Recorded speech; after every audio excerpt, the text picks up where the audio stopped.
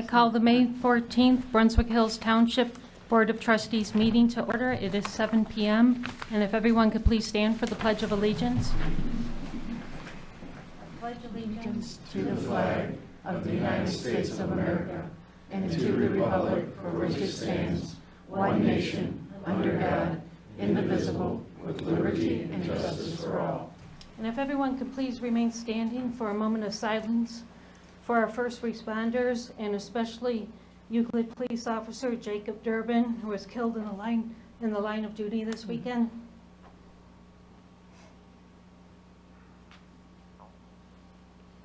Thank you.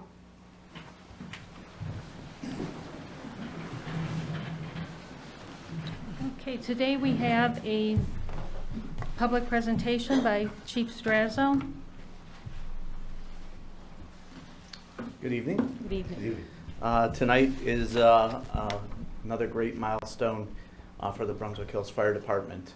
About 10 years ago, I put together a plan for the future of the department, and year 9 was to hopefully have 6 full-time personnel. COVID kind of messed things up a little bit, and we were a little bit behind, but here we are tonight to swear in our 6th full-timer. Which is great for the department, it's great for the community, and it's great for our candidate, Jacob Curtis. Jacob, why don't you come on up? So, to tell you a little bit about Jacob. Jacob is a graduate of the Brunswick High School. He also went to and graduated from the Medina County Career Center from the Public Safety Program. He's worked with us since October of 2022 part-time. And he also works part-time with the Valley City Fire Department, and has also worked at Cedar Point. If you didn't know, Cedar Point also has a fire department. He's currently attending paramedic school at the University Hospital's Parma Health Center paramedic program, where he currently has a GPA of 91%. We checked in on that just the other day. He has his firefighter level 2 certification, hazmat technician certification, ice rescue specialist, car seat technician, and he has previously taken a building leaders certification, which was a program that I believe he took through Dairy Queen. So he also knows his ice cream, which is why he scored well with us.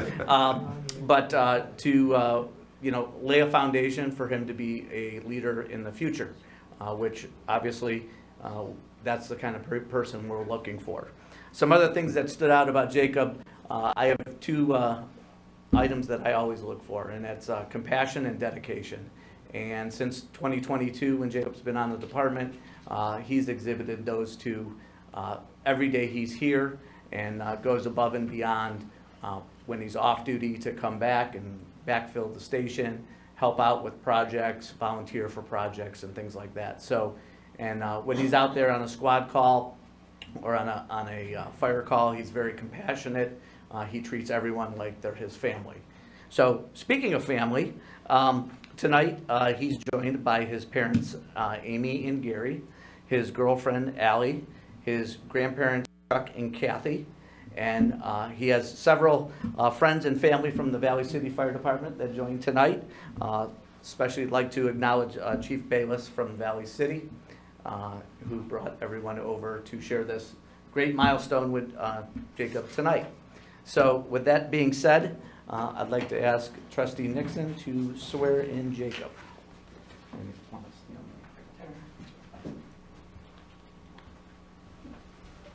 You got a lot of people here. Yeah. I see that. I don't know if they're going to congratulate you or hate you after this is done. You might want to run. You're writing it, please. Repeat after me. I, Jacob Curtis, do solemnly swear to uphold the Constitution of the United States, the Constitution of the State of Ohio, and the resolutions of the Township of Brunswick Hills. I will faithfully discharge my duties as full-time firefighter of the Brunswick Hills Fire Department to the best of my ability. Congratulations.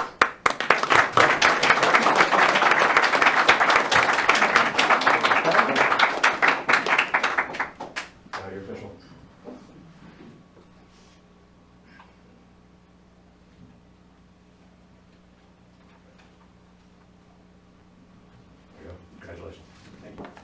Congratulations.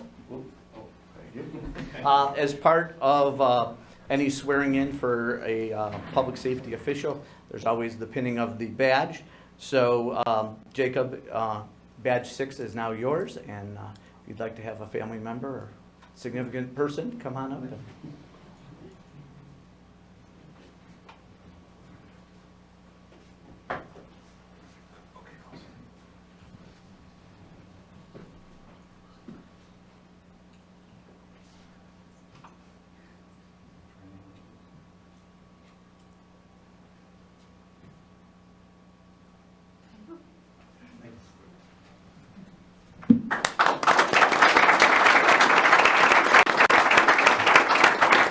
I don't know if you want to say anything, but the floor is yours for a second.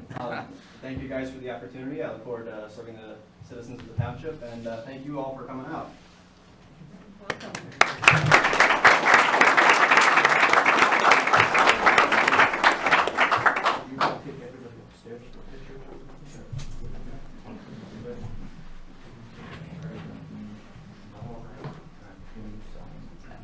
Okay, you get upstairs. Yeah. And then we both will not. Thanks for coming. Thank you. Thanks for coming.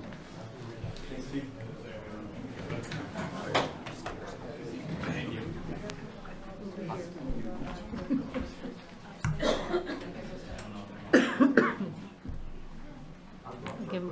Give them one more minute to leave the room.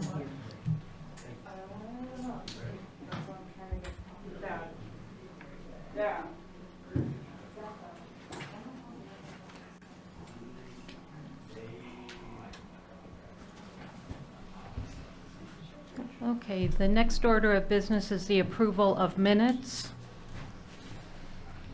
We have the April 23rd regular trustee minutes, and I move to approve.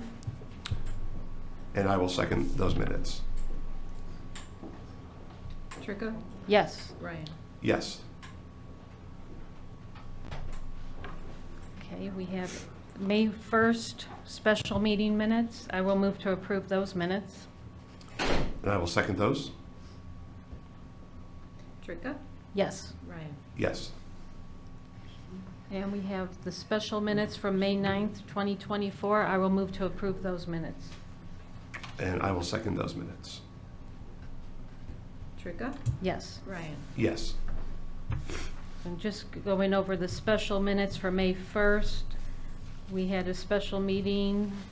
We called the meeting to order at 6 p.m. We discussed a recent annexation petition that was received for a total of over 18 acres related to 2 parcels. And after discussion, the trustees moved to send a letter to the Medina County Commissioners and the petitioner for that annexation petition to request verification of the signatures on the annex petitions.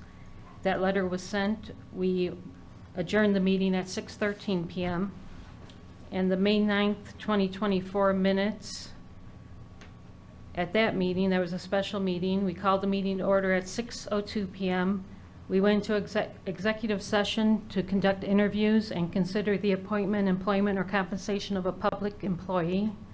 We came out of executive session at 8:02 p.m. We approved the warrant listing dated May 14th in the amount of $30,883.52. And we also approved the purchase orders to Lighthouse Solutions in the amount of $4,170.09, and to Joan Wilmels in the amount of $102.50. And we also approved an invoice to Lighthouse Solutions in the amount of $13,900.29. And we adjourned that meeting at 8:16 p.m. Okay, so we're up to date on the minutes and department reports. Zoning?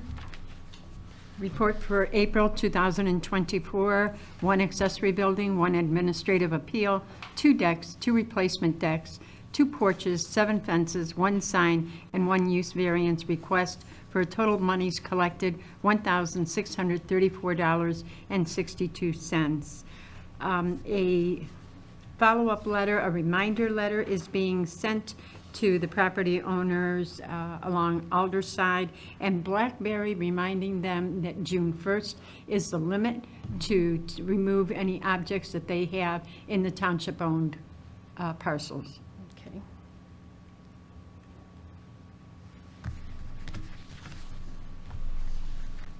Okay. And I want to thank you for signing the copier machine contract. Very important. That's it. That's it? Okay. Yes, thank you. Okay, thank you. And moving on to Police Chief.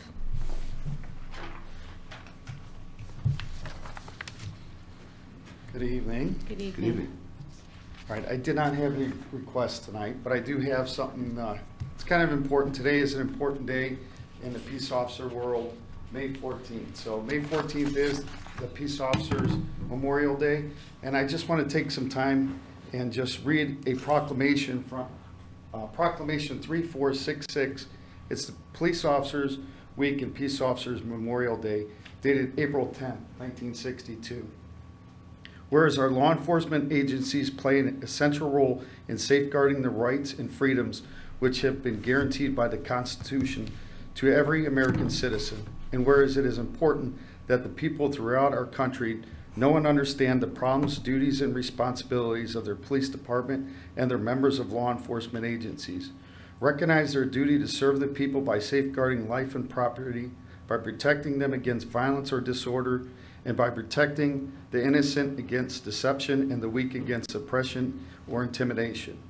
And whereas the nation's police departments have grown to be modern and scientific law enforcement bodies which unceasingly provide a vital public service, and whereas the Congress, by a joint resolution approved June 21st, 1961, has designated the week of May 13th through the 19th as Police Week in recognition and the contribution to the police officers of America who have made to our civilization throughout their dedication and selfless efforts enforcing our laws, and has also designated May 14th as Peace Officers Memorial Day in honor of all the federal, state, municipal peace officers who have been killed or disabled in the line of duty.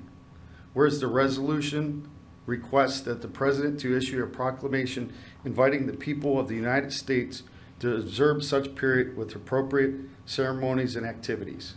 Now therefore, I, John F. Kennedy, President of the United States of America, do hereby call the people of the United States and upon all patriotic, civic, and educational organizations to observe the week of May 13th through the 19th as Police Week, with appropriate ceremonies in which all our people may join in commemorating police officers past and present who by their faithful and loyal devotion to their responsibilities have rendered a dedicated service to their communities in doing so, and have established for themselves an invaluable and enduring reputation for preserving the rights and security for all citizens.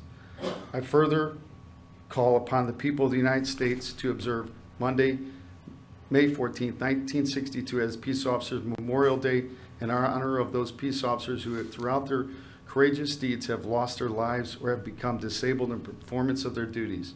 In witness, I have hereon set my hand and caused the seal of the United States of America to be affixed. If I can, just take a moment of silence for all of our law enforcement, federal, municipal, that have died and sacrificed to ultimate death in the line of duty.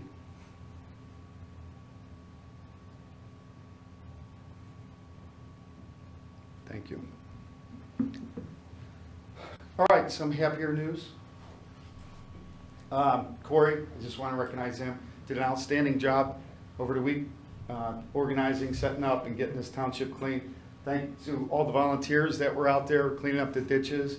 I know there was bags of all kinds of stuff, and I think you guys had a lot of fun making fun of Ellen with all the ticks that were jumping on her. But I think it was a great success. It was good. I know at the police department, all the bins that were dropped off by Shred It were completely full.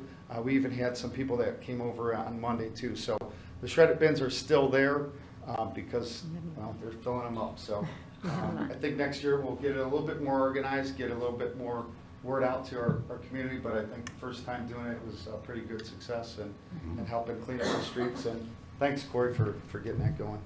That's all I have. Great, thank you. Thank you, Chief.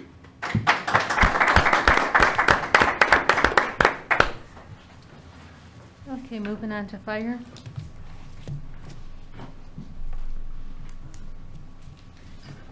Hello again. Hello. I'm just going to piggyback off of Chief Sopkovich here and say, thank you to our law enforcement that we have not only here in Brunswick Hills, but obviously across the country. This past weekend, Officer Durbin was killed in the line of duty. Small world. I worked with his mother as a EMT at Dover Lake Water Park about 26 years ago. Have kind of remained in touch over the years. And unfortunately this weekend I was part of the operation to apprehend his killer. So rest in peace to Officer Durbin.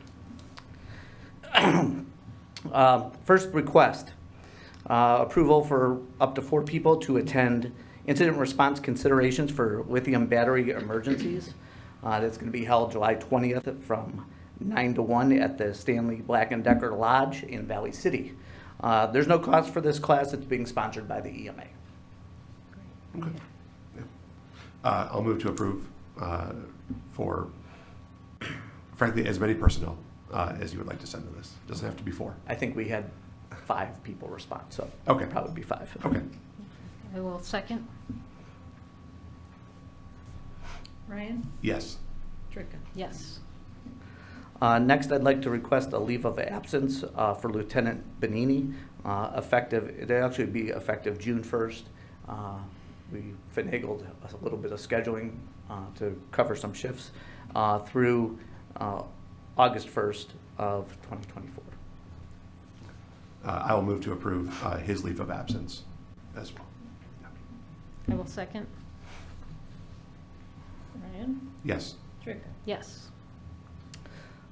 Next, this evening I provided an emergency purchase approval not to exceed $3,000 from BC number 55 for a Akron Revolution intake valve assembly. And unfortunately we had a catastrophic failure of the intake valve assembly on tanker 22. Its age is probably the same age as the tanker. And this valve, although it last time I priced one out was about $2,200, and that was about a year ago, it probably went up a little bit. I didn't get a price quote back today, so that's why I'm asking for the $3,000. This will be able to be moved from our current tanker to the new tanker when we receive it, and this was an item that was going to have to be purchased on the new tanker. Okay. I will move to approve the Akron Revolution side intake valve to not exceed the cost of $3,000. I will second. Ryan? Yes. Tricka? Yes. Last month and at the beginning, I forgot to go over our April run stats, so I'll do those real quick. So April of this year was our busiest month that I can tell you we've had in 10 years. We responded to 142 incidents, 101 being EMS, which if you listen month to month to our report, that's normally what we do. Total is about 100 to 110 incidents a month, and that's fire and EMS. We did that in just EMS calls in the month of April, and 41 what we consider fire calls. As of the 1st, we had a total of 434 runs for this year. We collected $38,403.32 for EMS collections of $112,992.65. We gave mutual aid 13 times and we received mutual aid 14 times. Just some notable things that occurred during the month of April. We did submit our Medicare data survey. If you remember talking about that, it's pretty intense. We had to basically compile data from last year and submit it to Medicare. That was everything from how much fuel our ambulances used to how many times we did EKGs, how many ALS, BLS runs, patient demographic data. And I'd like to thank Carol and Assistant Chief Haas. They worked on that and got that submitted. It was pretty labor intensive. Next, we had the eclipse on the 8th. We did up staff but fortunately there was no extra runs other than we were busy the month. I'm not sure if it was eclipse related or not. If you remember, just after the eclipse on the basically the April 10th and 11th, we had numerous calls for odor investigations due to an over-odorization of mercaptan in the natural gas. So natural gas is an odorless, colorless gas. They add mercaptan so that you can smell it if there's a leak. They over-odorized it by about 7 times. What happened then was when your hot water tank kicked on or your furnace kicked on, it wasn't able to burn off the mercaptan at the level that it was at the 7 times. It can burn it off at the correct dose, just not 7 times. So everybody was smelling that in their home, place of business. We responded to 16 incidents in basically that 24-hour period, so we were pretty busy, and that was just gas. We did have, unfortunately, a traumatic pediatric call also on the 10th when the gas leak started. Our personnel received support from the Medina County peer support team, and that was the first time we have utilized the new team in the county, and as a person who participated, I can tell you it was well worth it, and they're a great asset to our first responders in the county. We also provided the road department fire extinguisher training, so they're all good to go. Don't try to beat us to our calls. Next, we had all of our SCBA bottles hydrostatically tested, so every 5 years they all have to go out, they do a test where they fill them with water, they expand, make sure that there's no leaks, and they all passed. And then we had our preventive maintenance performed on all our extrication tools. We completed training with Hinckley, Valley City, and the city of Brunswick at Willits Middle School before they tore it down. It was a great opportunity to actually, especially in a commercial building, cut holes in ceilings, advance hose lines down hallways, and flow water actually inside of buildings. We practiced ventilation, forcible entry. You know, there was hundreds of doors in that school that we got to rip off the hinges, which is always a little bit fun and stress relieving. And we practiced our rapid intervention, or RIT, which is when a firefighter goes down, we have a crew assigned to extricate them out, provide aid to them. We did EMS training on shock. We did a online fire behavior class, and then our personnel did a map test on the residential zones in the township. So it was really a busy month in April. So I thank the fellows for their hard work. On to my announcements. We are going to begin hydrant flushing this week. If the weather cooperates, I know it's supposed to rain, I think, tomorrow.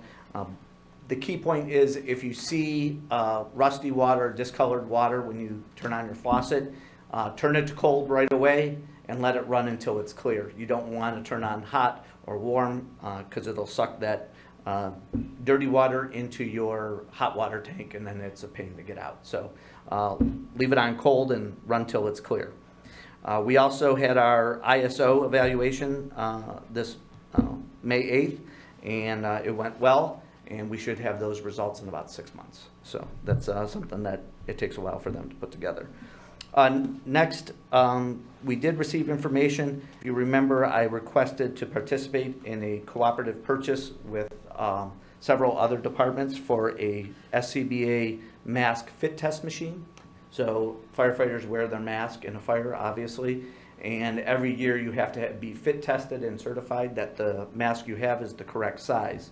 So I received notification from Strongsville that a new fit test machine has been purchased.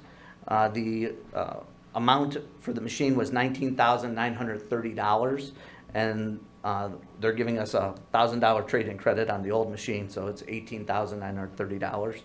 Our portion, after it's divided amongst the 7 communities, is $2,704.29. The reason that I'm sharing this, so to give you a comparison, I got a price quote just to do fit testing by an outside company this year, and it's $1,650. So in 2 years, well, basically a year and a half, we've already made up our money on the fit test machine. So, and another key point to that is if you have an outside company, they will come as many days as you want, but they will charge you each successive day. We obviously can't have our whole department here due to other job schedules here on a single day, so we would incur additional costs. With the group purchase, we get it for the entire month, so we can test everybody and not have to make other arrangements. And like I said, we went in with Berea, Middleburg Heights, Olmsted Falls, Olmsted Township, North Royalton, and Strongsville. So save some money there now and into the future. Back to the kind of the natural gas over-odorization. I did reach out to Columbia Gas, and I've applied for reimbursement for some wages and some equipment. They're going to submit it to their insurance company and get back to us. So at least we looked out to try to recoup some of that. And that is all I have for tonight. Great, That's thank great. you. Thank you, Chief.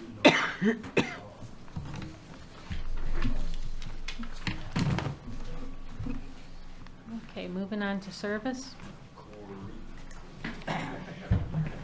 Who's the guy's name? All right. All right. First, I'd like to start off with the approval to hire Crossroads Asphalt Recycling for our paving this year. We sent our bid out last month, and we got 3 bids back from Crossroads, Specialized Construction, and Roniak Paving.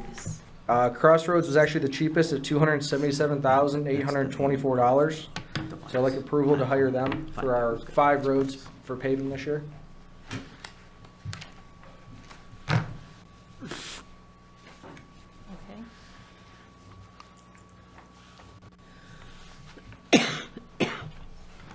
So I will move to approve the hiring of Crossroads Asphalt Recycling for paving township roads for 2024. Is this the one for the resolution? I was going to get to that next. Okay, then I'll move to approve the hiring. That's my motion. I will second the hiring. I'd like to amend my motion to the approval to send a notice of award letter. You need that also? Okay. I will second that. Tricka? Yes. Ryan? Yes. So since we approved Crossroads, the next is I'd like approval to basically have a resolution made for Crossroads for the award, or it's called the award to bid notice. The county basically said the auditor is trying to start this back up again. So just to cover the township and everything, we're going to do a notice of award bid.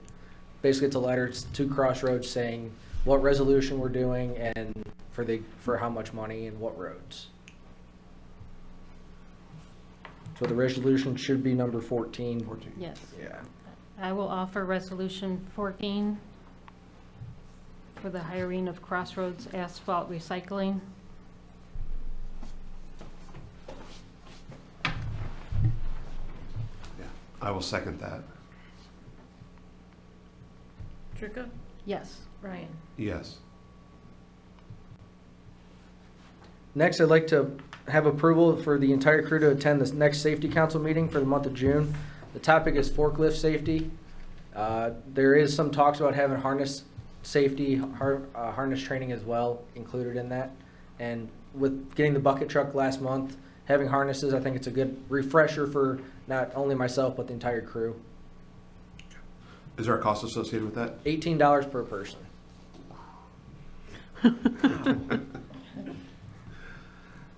Yeah, I will move to approve to have the crew attend the safety council. Where was this? Williams on the Lake, it says? It's June 18th. June 18th Yep. at Williams on the Lake. Correct. I will second. Ryan? Yes. Tricka? Yes. And lastly, I have monthly report for April. For roads, we had 656 hours, cemetery 21.5 hours, general 42 hours, fire 14 hours, police 22 hours, and our part-time guys work a total of 28 hours, for a total of 755 hours, 755.5 hours. Just some of the work: sign survey, cold patch, check ditches, run trucks down the highway for theft system. Pushed in 120-ton of salt to complete the 2023-2024 salt contract. Then I redid the new salt contract for 2024 to 2025.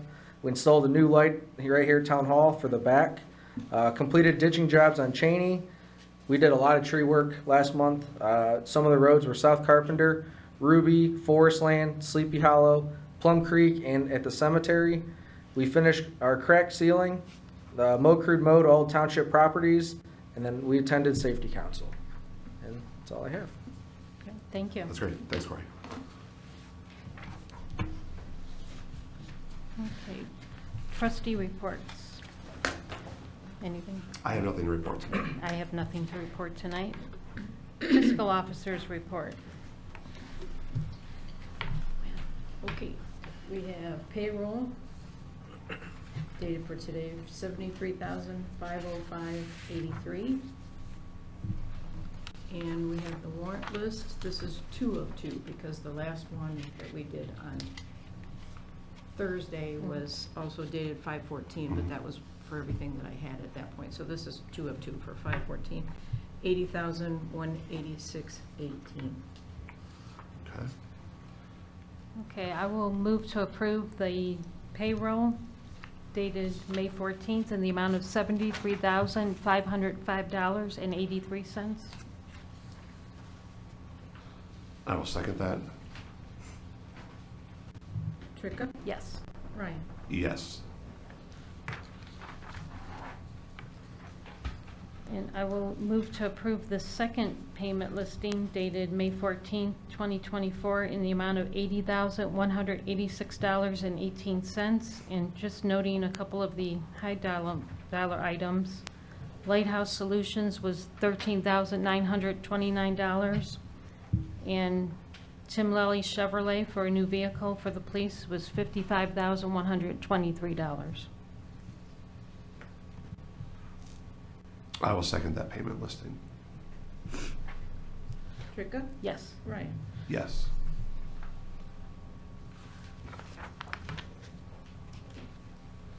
Is that all that you have? Okay, and then I have the memorandum we received from Ellen Young regarding vacation cash out.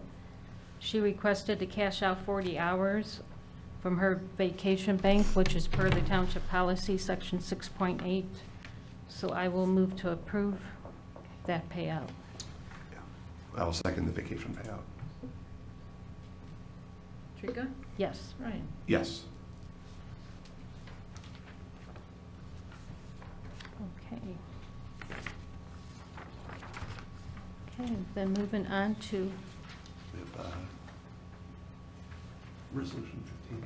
yeah, we'll do that under new business. Okay.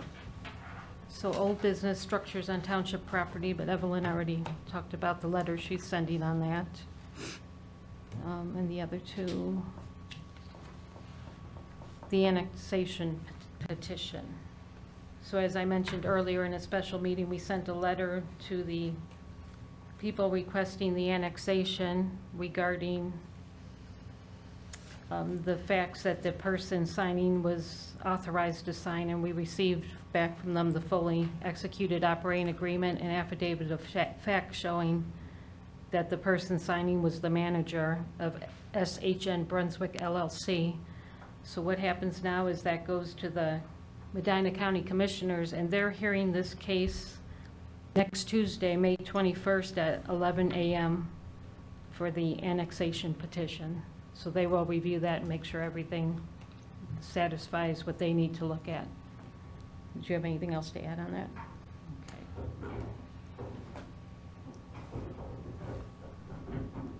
Okay, moving on to new business. It's the mice. Yeah, we have two things for new business. The first is the Medina County Final 911 Final Plan. And they passed this final plan according to the ORC section 128.07. And I didn't know if either chief had any comments on the plan. Yeah, for years, number one source for people to call 911 is their cell phones. They have their cell phones in their hand. Right now, currently, what's been happening is all those cell phone calls get directed to Medina County Sheriff's Office, and then they're filtered through there, where is this jurisdiction, where is it at, then it gets sent to that dispatch center. So what the final plan with this is where AT&T, Verizon, and whatever other cell phone towers that are out there within the Brunswick Hills area, those calls now will be directed to Brunswick Dispatch, eliminating one portion of that lag in the system where it's going to somebody else trying to decipher where it's at and then relaying it to a proper place. So this should streamline a little bit for both safety forces, all safety forces, to kind of get the service that these people deserve when right now the main source of communication is your cell phone. There's not too many people that have landlines anymore. So right now when you dial 911 on your landline, that's set up to where it'll automatically go directly to our Brunswick dispatch. Now this will be the stages to go ahead. It's not implemented right now, but in the future we'll have activated 911 through your cell service directly to our dispatch. Great, thank you. Yeah, I would just say, I looked at it, it looks like it's in line to move the state, actually, 911 communication operability plan into the future, so. Okay. All right, with that, I don't have any other comments on it. So I will offer resolution 15-2024, approving the final plan for the Medina County countywide 911 system.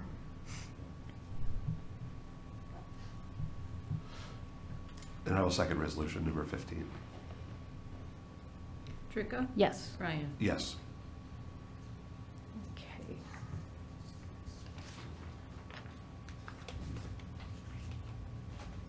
All right, and the other new business we have is a site plan review that was received.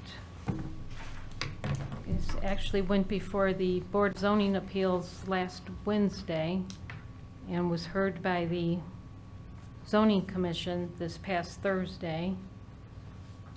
And the Zoning Commission recommended the approval of the site plan for Hoffman Tree Service, Hoffman Outdoor Supply. And now that's before this board. And did you get a chance to review it? Yeah, we looked at it. Okay. Will the applicants please come up? Good evening. Good evening. Good evening. Can you just state Yep. your name? Brad Hoffman. I live at 8033 Richardson Road, North Royalton, Ohio, and I own Hoffman Tree Service. Okay. And what is the plan here? Well, the plan is to move forward and allocate some of the property to a garden supply center, an outdoor supply. We're going to retail a few different type of aggregates, a couple different colors of mulch, topsoil, grass seed, and straw. Okay. And you'll be selling the mulch? Will you be processing the mulch? I have no interest in making, processing, manufacturing, or doing anything with it. Okay. None whatsoever. I don't have the space for it, and I have no desire. Yeah. Because I noticed on here there was a proposed wood processing area. Is that just, Yeah, that's where we'll bring our log back to the shop. We do split firewood at the shop. We do Okay. we make firewood out of the logs that we cut down.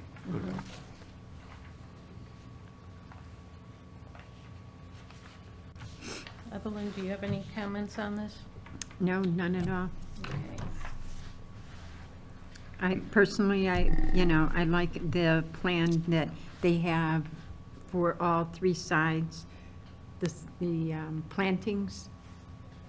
Yeah, the large 11 by 17 you have, for whatever reason, we must have printed out the wrong one. That does not have all the landscape plan on it, but that smaller one we just handed tonight, we realized once we got here that this was, didn't have everything in it, and that's got the integrated topo on it as well as the proposed plantings throughout the property.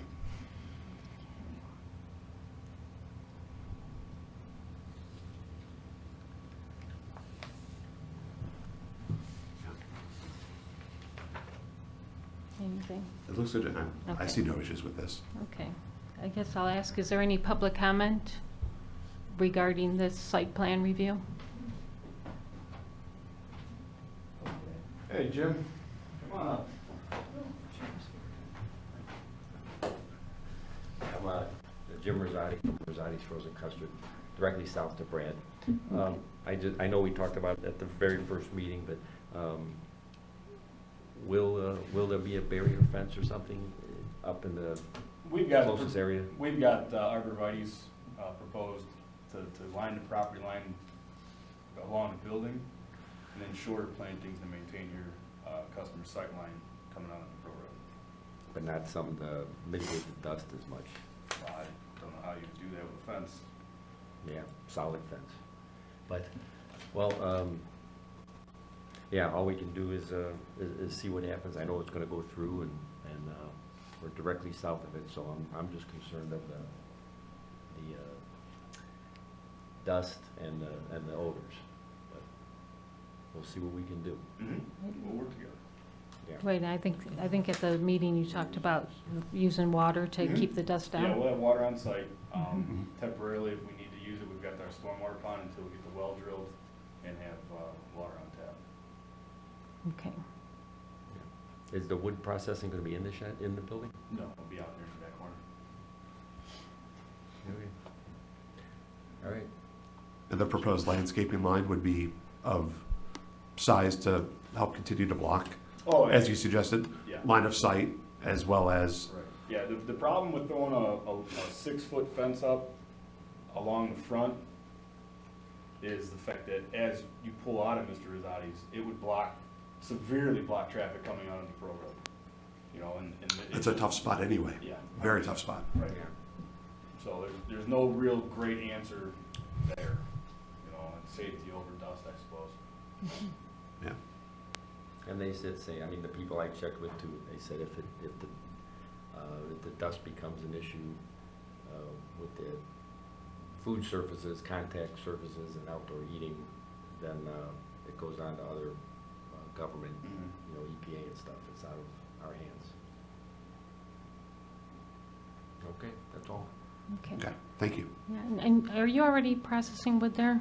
You're already splitting wood? Currently, no. No, okay. Okay, anything else? No, it's Any- very straightforward. Yeah, any other public comment on this issue? Okay. Okay, then with that, I will make a motion to approve the recommendation from the zoning commission of the site plan for Hoffman Tree Service, Hoffman Outdoor Supply, 916 Pearl Road, Brunswick, Ohio, 44212, permanent parcel number 00102A 25047. And I will second this. Trika, Yes. Ryan, Yes. Brad, just out of curiosity, dust, if there is a dust issue, dust mitigation, things like that, you know, are we talking a simple tarp to throw over when you're not business hours? I think Or I think the concern is going to be the truck traffic in and out. okay, And we're going to be done by 5 p.m. okay, We're going to try to have some weekend hours, but Right. they're going to be extremely limited, 9 to 1, you know, nothing in the evening. Obviously, you know, if we're getting mulch deliveries, they're going to be in the mornings. Right, Or right. early afternoon. I mean, we have to deal with the vendors themselves, and they're not delivering mulch at 8 p.m. right, exactly. So, Okay, all right. yeah, that's great. I have one last question. Okay. This does mean I can sell mulch now? Well, you still have to go in front of the BZA for the conditional permit. Okay, And they continued that. I'm not sure when they continued it to. okay.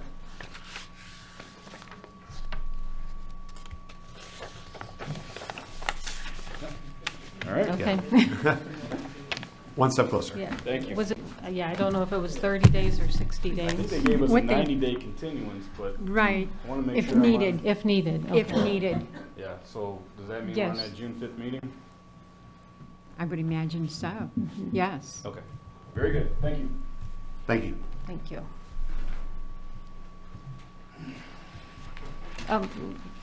One minute. Let me just say before public comment, is there anything else? No, I have nothing else. Okay, so the next trustee meeting is May 28th at 7 p.m. The next BZA meeting is June 5th at 7 p.m. And the next zoning commission meeting is June 6th at 7 p.m. And now public comment. I'd just like to say that I'm a little bit still concerned about the zoning resolution as it is written. As we know, that we went through Board of Appeals with Mr. Hoffman, and unfortunately, he probably shouldn't have had to go to the Zoning Board of Appeals. As our zoning resolution is currently written, we've talked about how the process is supposed to work, and of course, as it is written, as it is now, it gives a legal quandary. He is not appealing anything, so why is he being heard by the Zoning Board of Appeals? It is a quasi-judicial board, and it should only be used for those appeals. How our zoning resolution got to the point where it is now, I'm not sure. I don't know if it was a typo error or if it was done intentionally. However, with that being said, there should be a clear path on which every resident has the ability to know what it is that he needs to do. The only time that a zoning board of appeals should be used is if there is something to appeal, and therefore they have to meet the criteria of the zoning board of appeals, and if they are not satisfied there, it goes to the common pleas court. This time, I observed that Mr. Hoffman was sent to the zoning board of appeals when he had nothing to appeal. However, he did change his site plans and things, and which it should have been to your zoning commission. Your zoning commission can either grant or deny. Okay, if they deny it, then he has something to appeal. If it is approved by the zoning commission, it comes before the board of trustees, and they can accept or reject theirs.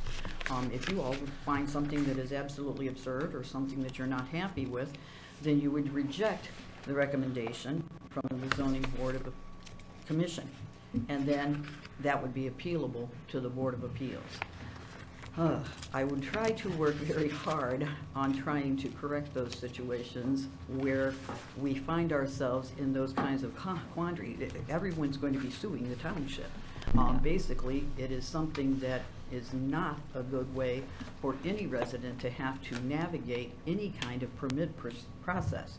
If it is something that is permitted and it meets all the criteria, the zoning inspector has the right to issue a permit. If it is conditionally permitted, it has to go for the fire chief to take a look at it, or the other boards to take a look at it, but it doesn't go directly to the appeals. Once it comes to there, and of course, Ricky, you may have something to say here. I do. I just want to bring it to your attention again that I think it is very important, because it is extremely difficult right now for any resident to navigate what the process is and how do you get from point A to point B. Thank you. Right, all right. Linda Hudson and I talked about this after the zoning commission meeting, and I did go to the ORC, so I want to give you this. That talks about the conditional permits, goes in front of the Board of Appeals. Conditional permits, as it is written in our resolution, it has not always been that way. And of course, if that is something that the board feels that they should keep, they can. There are several different ways in which we can request a change to the zoning resolution.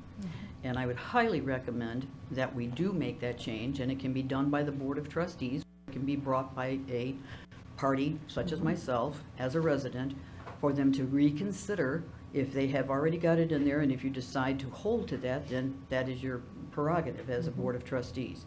But I think it makes for a very long legal quandary, because if you have to go to a Board of Appeals for your permit process, when you come in to the permits and say, hello, Mr. Zoning Inspector, hello, Mrs. Zoning Inspector, this is what I would like to do.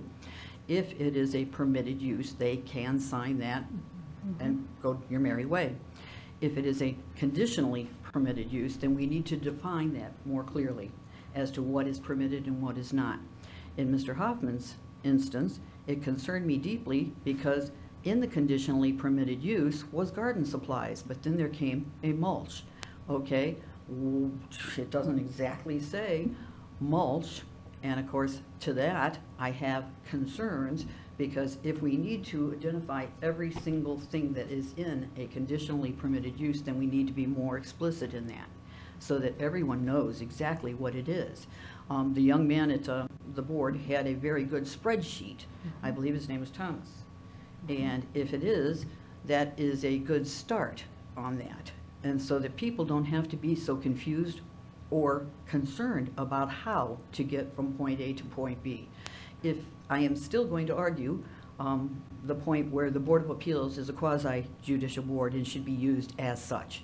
How it got to where it is, I am not sure, but I would like to see the township take a serious look at that and make that change, because it is a very bad quandary.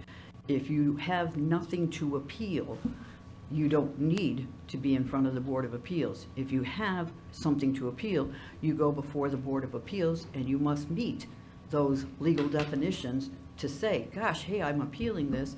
This is the reason why. Do I meet the Duncan factors or do I not? Now, it kind of skips it and it makes it more of a bureaucracy for our residents to be able to obtain a permit or even to carry through with a permit. So it makes it very difficult, and I think that everyone would agree, we don't want that kind of quandary for our residents. These are partial reasons of why you may have those annexations. The freedoms that we have had here in our community and still do have, we want to keep those freedoms. We want to entice people to do business here and keep our business here. We don't want to lose another parcel. We don't want to lose another business. We want to give them the opportunity to succeed, and I think that that's the only way that we're going to be doing it. If we take a serious look at the resolution, take a serious look and ask ourselves, how do we want to help our people navigate this and make it right? Okay, thank you. You're welcome. Okay, any other public input?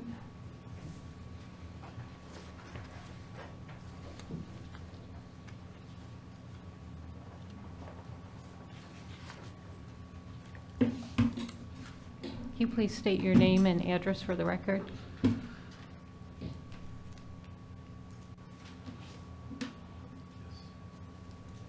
Nice start.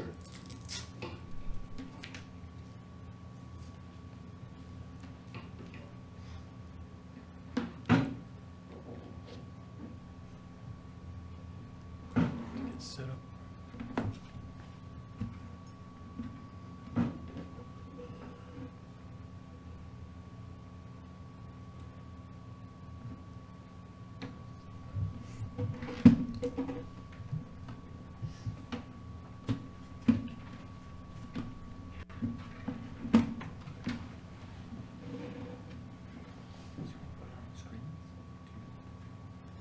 Do you want to put something on the screens? Yeah, when I Okay. get set up. Okay. You need the, I need the monitors on? Yes, thank you. Let me get the key so we can turn them on. Nobody will look where the hidden key is. Okay,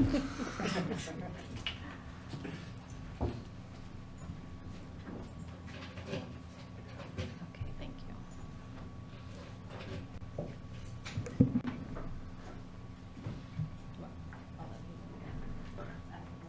You know what this is? No.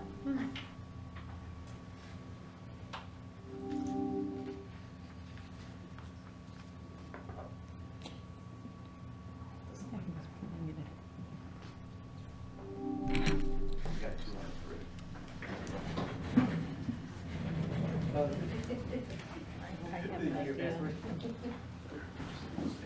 Yeah, they know Mary's password now.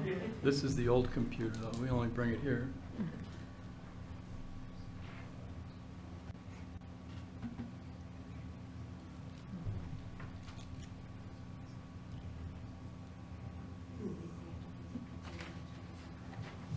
Oh, you should see mine. They have like 1,000. I guess when you can make, they all start stacking in one corner.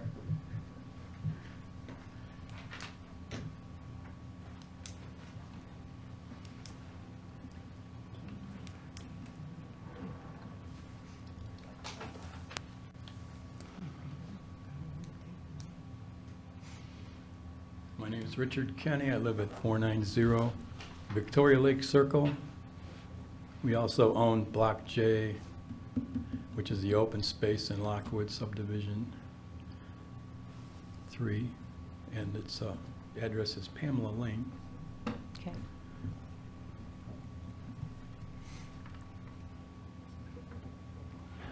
We got a letter to go look at, that we could go look at the variance for 4990 Whetstone Circle. The neighbors got a letter. So we went to look at the site plan. And it was for a height variance, but the issue I had was where it's located. It's being built on open space property, open space land from the development.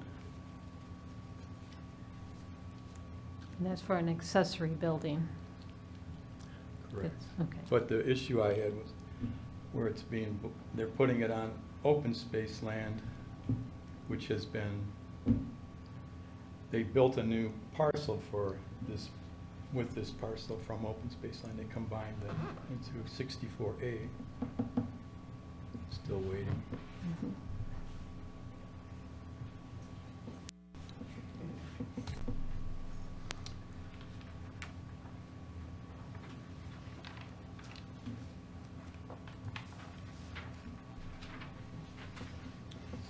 The parcel they're building is 64A. One of the points I wanted to make is that we had a meeting here in 2004, which is on there. The prosecutor's office has determined that the land must remain open space and will be subject to the restrictions on open space in the Brunswick Hills Township zoning resolution. And that refers to the parcels in the Lockwood subdivisions. That's what the meeting was about. And then a year later, when they were selling it, they put out another letter to announce that the 6 blocks were going to be sold at the auction. And they stated again, we have been advised by the prosecutor's office that the land must remain open space and cannot be developed by any purchaser. And that was one of the things they did to answer some of the things that the citizens were worried about, the residents.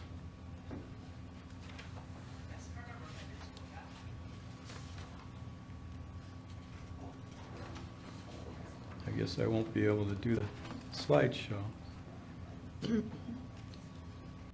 So the other thing I have is the Plat 4 shows parcel 64A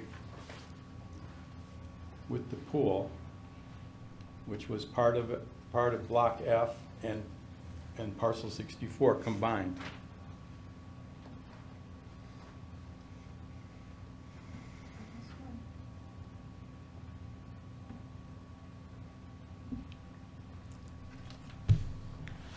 So it still shows it on the plat where the open space is. It was put into the homeowner's parcel. This is a picture of the site plan. Right here is the neighbor's rear property line, which is where the rear property line was on 64. And here's the other corner. And that's where the garage, 2-story garage is going.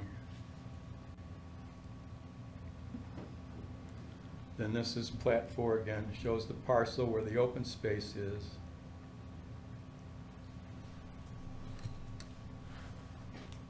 And then next is replat number 1. Replat number 1 has a note, blocks F1, F2, and F3 are to remain as open space, non-buildable land. So part of F3 was put into parcel 64A. And the conveyances go with the land. So in my mind, I believe that would still be non-buildable land. I understand they wanted it to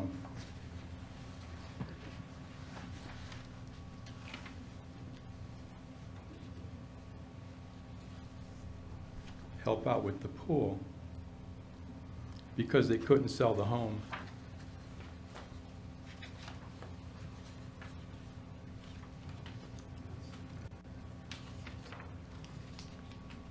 But that's on the plat as well. This is a quitclaim deed. When the parcel was became F3, says the same thing. Block F3 is to remain as open space, non-buildable land. There's another note. The parcel being transferred exempt parcel virtue of Ohio Revised Code 711001, whereas a sale of a parcel between adjoining landowners does not create an adjacent building site and is not to be transferred as an independent parcel to the future without Planning Commission approval. So I imagine it's been approved by the Planning Commission.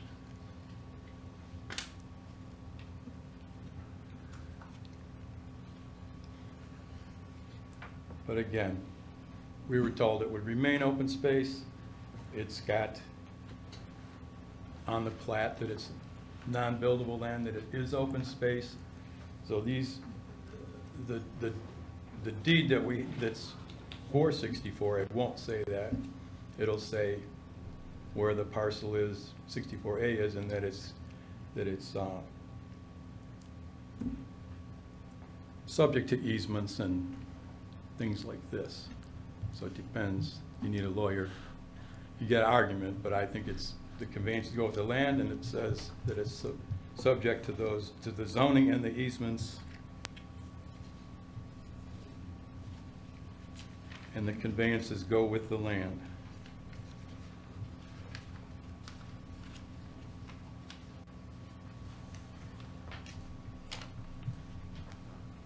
We have been advised by the prosecutor's office that the land must remain open space and cannot be developed by any purchaser. It's open space. And I don't think we should build on open space. The pool's no longer here. Pool's gone. And I think you could vacate this thing that they made back then and have the other block 3. This isn't the pool. This is my parcel. But the pool that was there is gone. This is block J. No, that's replat number 2. Okay, so if you also have other open space parcels in the development. Now, are you going to take these parcels and incorporate them into the homeowner's parcel and make one? I mean, I know you can do that. That's what they did. So I just want to know, are we going to keep doing this and building on them? That's one of my concerns.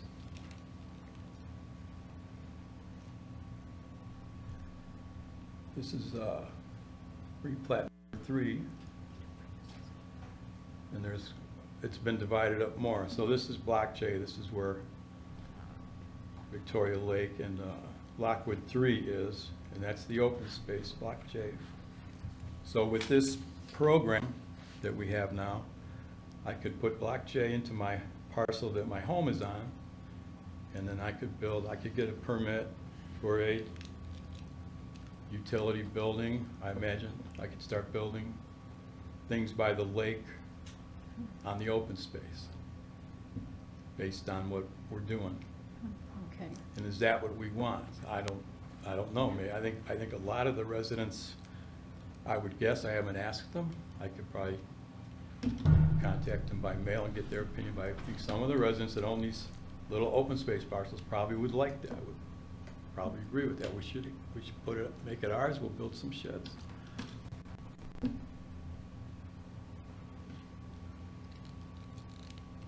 But I just wanted to let the public know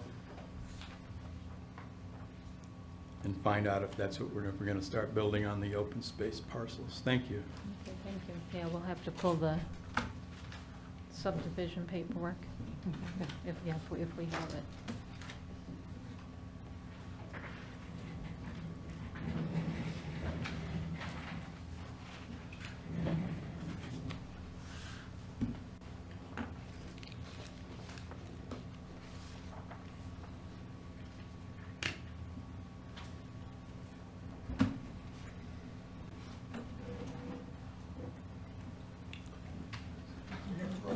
Oh, I'm sorry.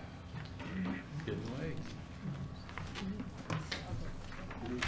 We'll make a copy. Yeah, yeah.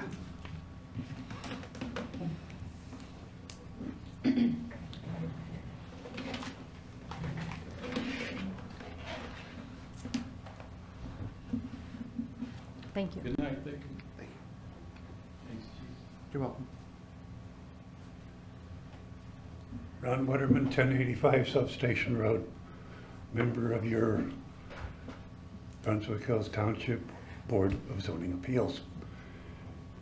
After that meeting, I took a trip out to the county title department and also Mr. Henwood at the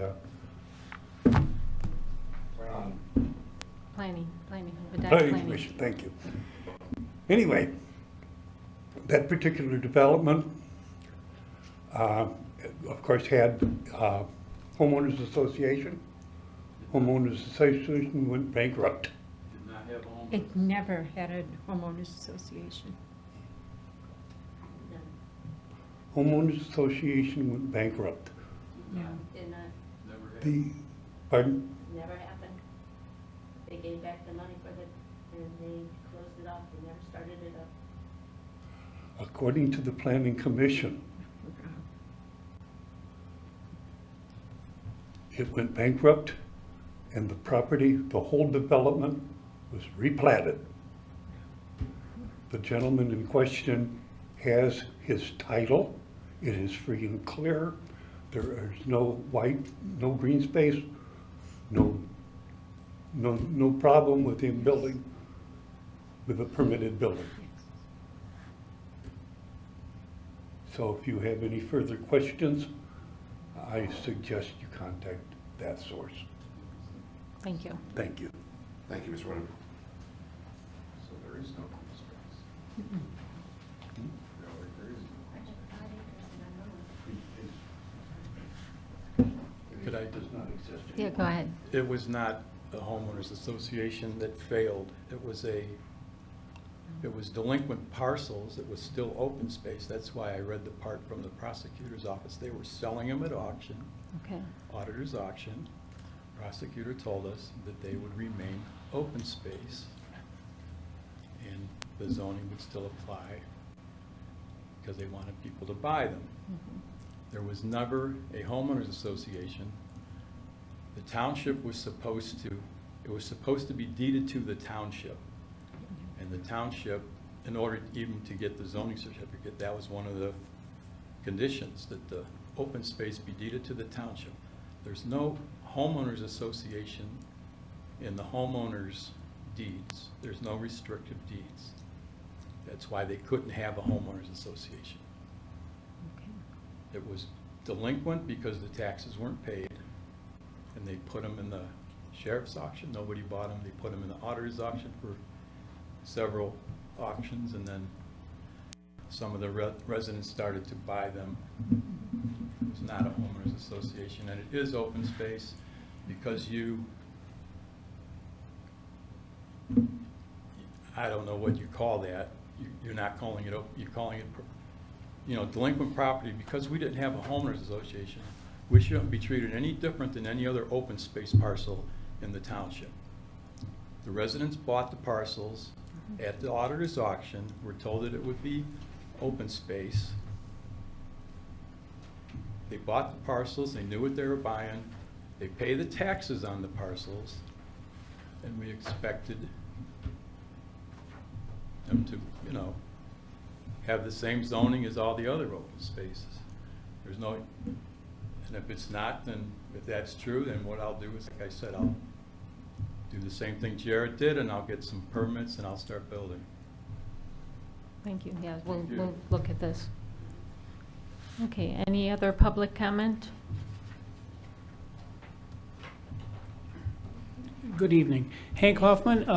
I'm the property owner of 916 Pearl Road, where Hoffman Tree is located. I would just like to have a little bit more, direction as to why we're going through the processes that we're going through at this point. I received a certified letter in the mail directing us to come to the BZA meeting at the beginning of the month. When we got there, we were told we shouldn't be there. So we had nothing in front of the board at that particular moment in time. So there obviously was some discussion after my son and I walked out of here, because obviously I was a little upset with the fact that we were there and told we weren't supposed to be, but had been directed to be there. So we were allowed, and I'm using that term loosely, to go to the zoning meeting the following day. The Board of Zoning Appeals put some kind of a condition on. What did they put a condition on? We had nothing in front of them. There was nothing to condition. I don't, They gave an extension or a continuation. They didn't. A continuation, okay. But we had nothing in front of them at that point based on what they were telling us or telling me, okay? We weren't supposed to be there. We had not gone to the zoning commission, and we were being told that we needed to go there first, okay? Then you would be the second stop. Now, they approved, the zoning commission approved what we had, and the only condition that they put on us is that we improve the site plan, which was done. Now, we've come to you, and you've approved what we have. right. Why do we need to go to the BZA? What are we appealing? They approved it, you approved it, doesn't appear that there's anything to appeal. It's still for the conditional permit, because the zoning commission is only a recommendation board, and they review the site plans under section 904 of the zoning resolution, and they recommend to the trustees, and the trustees review all that information and either approve or deny, accept the approval or deny the approval of the zoning commission. The Board of Zoning Appeals issues the conditional permit, and the permit that you want to use is a conditional according to the code. So the Board of Zoning Appeals can allow that conditional use, and they can put conditions on it. So that's why you have to go back in front of the BZA.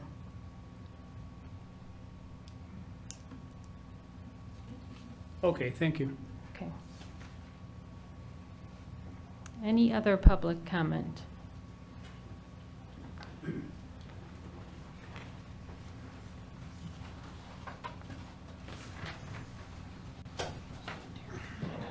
Hi, Tony, 301 Marks Road. I just wanted to, this is most just for the trustees. I had a meeting today to file a formal complaint against the fire prevention officer, Matt Payne.